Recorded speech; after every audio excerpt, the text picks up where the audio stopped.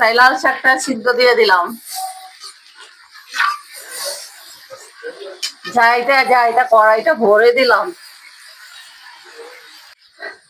পেঁয়াজ কুচি, কাঁচামরিচ কুচি দিয়ে দিলাম। স্বাদ মতো লবণটা দিয়ে দিলাম।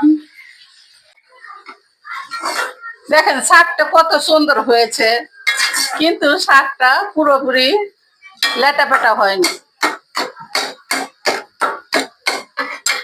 এইটাই খাবো।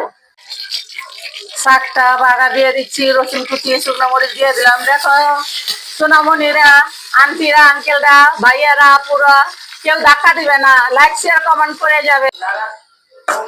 শাকটা দিয়ে দিলাম।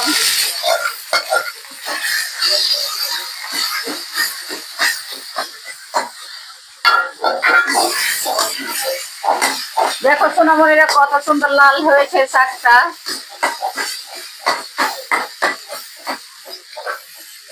শাকটা হয়ে গেছে। শাকের সাথে যুদ্ধ করতে করতে লুতু লুতু করে ফেললাম।